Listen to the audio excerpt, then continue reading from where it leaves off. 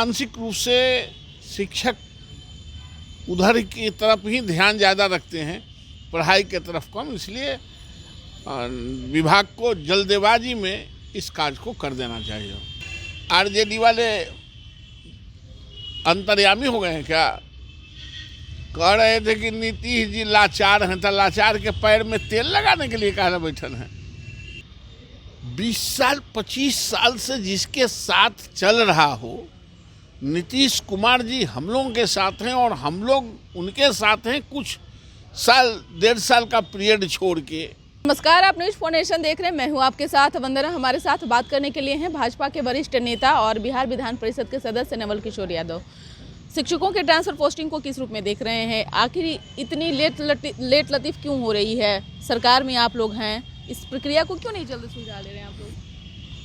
नहीं, निश्चित रूप से इसको जल्दबाजी में सुलझा लेना चाहिए ताकि शिक्षकों का नज़र इधर उधर न रहे, पढ़ाई पर रहे। और शिक्षक इससे डिस्टर्ब होते हैं। आप कोई चीज़ घोषणा कर देंगे और उसका अनुपालन नहीं करेंगे तो मानसिक रूप से शिक्षक उधर की तरफ ही ध्यान ज़्यादा रखते हैं, पढ़ाई के तरफ कम। इसलिए विभाग को जल्दबाजी में इस कार्य को कर देना चाहिए। निश्चित तौर पे देखा जाए तो शिक्षकों का मुद्दा बहुत पुराना रहा है और लड़ाई भी जो है वो बहुत पुरानी रही है सरकार और शिक्षक के बीच।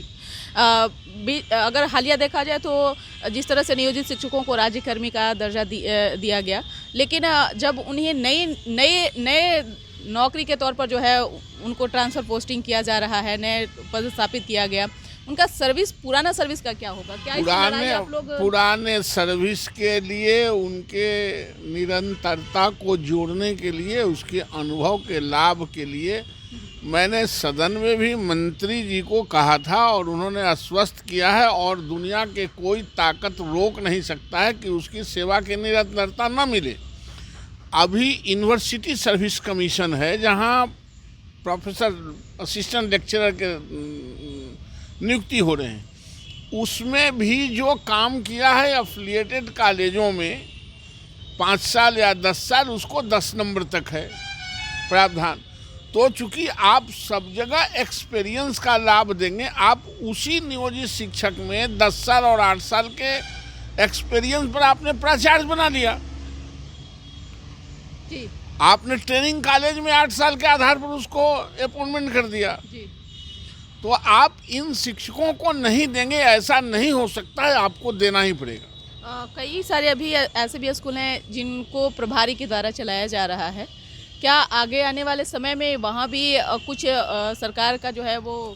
निश्चित रूप से एक भी स्कूल को प्रभारी के माध्यम से नहीं बल्कि हेडमास्टर और प्रिंसिपल के माध्यम से चलाना चाहिए। जिसके सेनापति बेहतर नहीं होंगे, उनके सिपाही भी बेहतर नहीं होंगे। इसलिए सेनापति को, सक्षम सेनापति को ही नियुक्त करना चाहिए ताकि ये स्कूल हमेशा नियंत्रित रहे।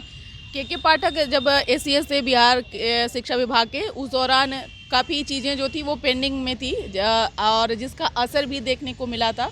लेकिन नए एसीएस आने के बाद में चीज़ों में जिस तरह से अभी देखा जा रहा है, चाहे आप देख लीजिए कॉलेजों की भी लड़ाई जो चल रही थी उसमें भी जो है सुधार हुआ है और वीसी को भी जो है नियुक्त किया गया है। आने वाले समय में क्या लग रहा है कि अब धीरे धीरे चीज़ें जो है वो बदलेंगी?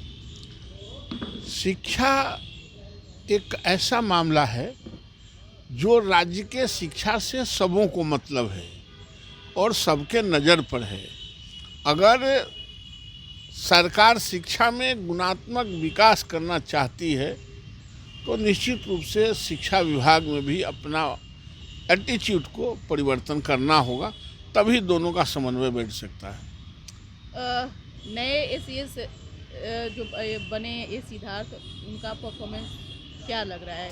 नहीं, ठीक है, हम लोगों को परफॉर्मेंस, उनके परफॉर्मेंस, वो कोई खिलाड़ी नहीं है कि गोल मार दिए।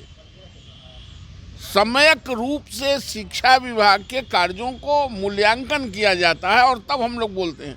ऐसा नहीं कि आए आप पेनाल्टी गोल मार दिए तो आपको ताली बजा देंगे। सम्यक रूप से शिक्षा विभाग को आप बेहतरी के लिए कीजिए, हम लोगों का पूरा कोऑपरेशन रहेगा। कब तक के ट्रांसफर पोस्टिंग की प्रक्रिया जो पूरी कर ली जाएगी?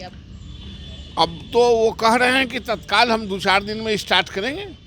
अभी स्टार्ट ही होगी तो फिर कैसे हो इतने दिनों की? नहीं तो स्टार्ट होगा तो ये भी नहीं है कि लॉटरी सिस्टम नहीं है कि रात के देखे और सवेरे लॉटरी निकल गया। थोड़ा पढ़े लिखे लोगों के काम में समय लगता है, लेकिन बहुत अधिक समय नहीं, तत्परता के साथ तत्काल इसको कर दिया जाए। नवल जी, आप अपनी बातों को बेबाकी तरीके से रखते हैं, उम्मीद है आप हमको जवाब भी उसी तरीके से देंगे। जिस तरह से थाना में थानेदार के पास आम जनता केस लेकर जाती है, तो बिना जनप्रतिनिधि के हस्तक्षेप किए बगैर थानेदार नहीं केस लेते हैं। ज़मीन सर्वे का मामला भी पीक पर चल रहा है। सभी लोग जो हैं नौकरी पेशा छोड़ करके ज़मीन के पीछे जो है और अंचल के पीछे जो है वो अपना समय बिता रहे हैं। सीओ जो हैं उनकी बात नहीं सुन रहे हैं। अगर उनसे कुछ बात भी करनी है तो जनप्रतिनिधि ही माध्यम बन रहे हैं। जब कमीशन की बारी आ रही है, लोग पैसे तक दे रहे हैं ताकि काम हमारा जो है वो हो जाए, लेकिन उनका कहना यही है कि हमारा जो कमीशन आप लोग देते हैं वो हमें ऊपर तक पहुंचानी होती है। आखिरकार ये ऊपर वाले कौन हैं? नहीं नहीं, ये इसी तरह की सब भ्रष्टाचार फैलाने वाले लोग इस तरह के बात करते हैं। कोई ऊपर, सब कोई अपना अपना जो ये बात कहते हैं कि ऊपर पहुंचाना है, वो अपना पेट भरने के फेरा में है। कोई चोर कहता है कि हम चोर हैं। हर आदमी बंदूक दूसरों के कंधों पर रख के चलाना चाहता है। ये बहुत दुर्भाग्यपूर्ण है और ऐसे लोगों पर कार्रवाई होनी चाहिए। एक जनप्रतिनिधि होने के नाते क्या आपको भी इस चीज़ को फेस करना पड़ता है? हम लोगों को तो सब तरह का फेस करना पड़ता है। केकरो कुत्ता के तबीयत खराब हो जाता है, वो वेटनरी कॉलेज में भेजवाना पड़ता है। बकरी छींकने लगता है तब गांव के लोग आ जाते हैं कि हमारे बकरी के बहुत छींक आ रहा है। अरे हम लोग जनप्रतिनिधि है, सबके लिए हैं, सबके द्वारा निर्मित हैं, इसलिए सब पर हमको ध्यान देना ही पड़ेगा। दही चूड़ा एक जो मकर संक्रांति पर लोग जो भोज देते हैं वो हमेशा एक सियासी रहा है, नेताओं के द्वारा अक्सर जो देखा गया है। इस बार भी कहा जा रहा है कि ये दही चूड़ा खास होने वाला है। इस साल चुनाव भी होना है विधानसभा का, कैसे देख रहे हैं? देखिए, दही चूड़ा बनना खास है ही।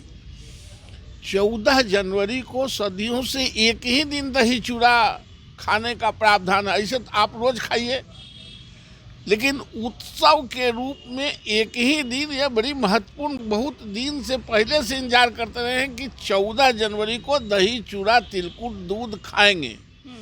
और अभी आपने कहा दही चूड़ा के नाम तो मेरे जीभ पर पानी आ गया सुनते ही।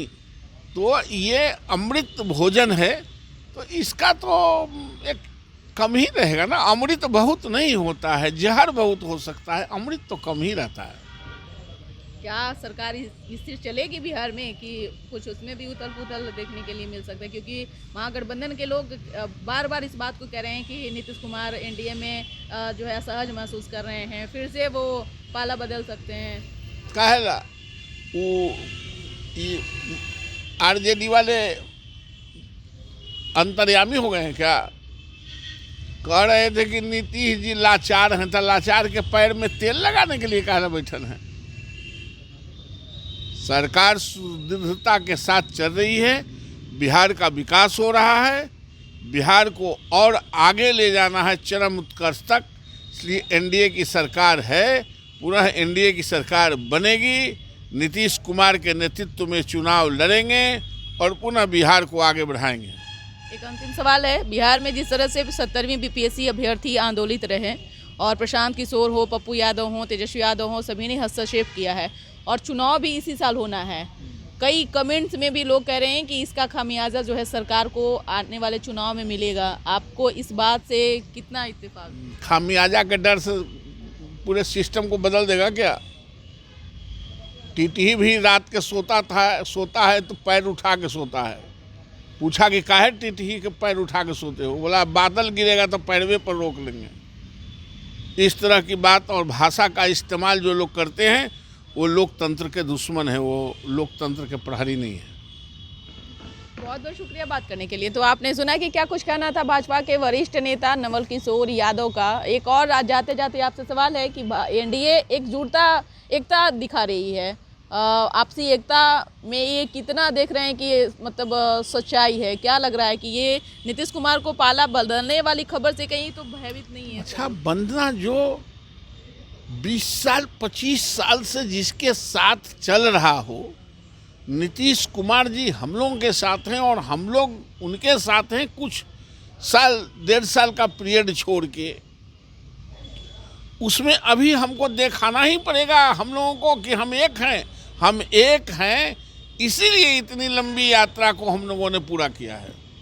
बहुत बहुत शुक्रिया। तो इसके बस इतना ही। अपना ओपिनियन जरूर कमेंट बॉक्स में दीजिएगा। धन्यवाद।